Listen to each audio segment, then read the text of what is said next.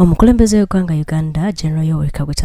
yalonze Arthur Mugyenyi ng'omukulembeze omuggya w'ekitongole ekivunaanyizibwa ku kunoonyereza mu ggwanga Uganda ekimanyiddwa nga Internal Security Organization ISO. Ekitongole kino kibadde kimaze ebbanga nga tekirina mukulembeze oluvanyuma lw'okufa kwe yali akikulembera Brigadier General Charles Oluka ng'ono yafa ng'ennaku z'omwezi 29 omwezi ogwa January omwaka guno. Okulondebwa kwa Mugyenyi kujjidde mu kaseera ng'eggwanga Uganda likola bwezizingirire okulaba nga linyweza ebyokwerinda ssaako n'obukessi era ng'okulondebwa kw'ono mu kukulembera ekitongole kino kisuubirwa nti wakozesa obukugu bw'alina mu byokwerinda n'obukessi okulaba ng'ekitongole kino kyongera okutuukiriza emirimu gyakyo mu ggwanga ssaako n'ebitundu ebyetooloddewo naddala bwe gutuuka ku byokwerinda. Ebiro by'omugenzi Brigadier Oluka byali bimanyiddwa nnyo ng'ekitongole kino kyakola butaweera okulaba nga kinyweza ebyokwerinda n'ebyobukessi naddala mu ggwanga wano Uganda okulaba nga eggwanga Uganda lituukiriza ebiruubirwa byalyo naddala mu byokwerinda era nga Mwami Mugyenyi asuubira okweyongerayo n'enteekateeka ez'enjawulo nga zino ng'akolaganira wamu n'omumyuka we Tony Kinyera Apecu.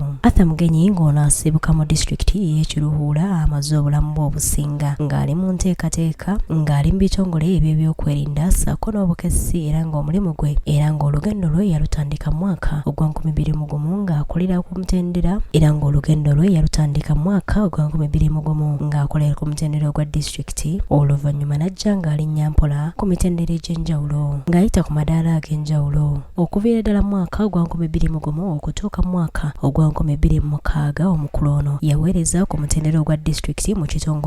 kitongole kino ekya ISO omutendera ogumanyiddwa nga District International Security Organization mu bitundu okuli Kabale, Mbarara ne Kisoro era nga emirimu gye yakola ng'ali ku mutendera guno mu bitundu eby'enjawulo gy'akola ky'amaanyi okumutuusa w'ali olwaleero. Oluvannyuma ono yalondebwa ng'omukwanaganya w'ekitongole ekya ISO ssaako ne Paalamenti y'eggwanga Uganda era nga yakola omulimu gw'amaanyi mu kifo kino. Mu mwaka ogwa 2017 Mugyenyi yalinnyisibwa eddaala n'afuulibwa akulira ensonga ezikwatagana ku by'obufuzi mu kitongole ekya ISO era ng'ekifo kino kyabaddemu okutuuka olwaleero walinnyisiddwa eddaala. Mu buufu obulala Tony Kinyera Apecu yalondeddwa okubeera omumyuka ow'omukulembeze owa ISO ng'ekifo kino kibaddemu Katabazi wabula ng'ono alondeddwa ku kifo ekirala eky'okubeera omumyuka ow'omukiise w'eggwanga. Okulondebwa kw'abano ke kamu kabonero akalaga nti omukulembeze w'eggwanga mweteefuteefu okukola ekisoboka okulaba nga anyweza ebifo eby'amaanyi naddala mu byokwerinda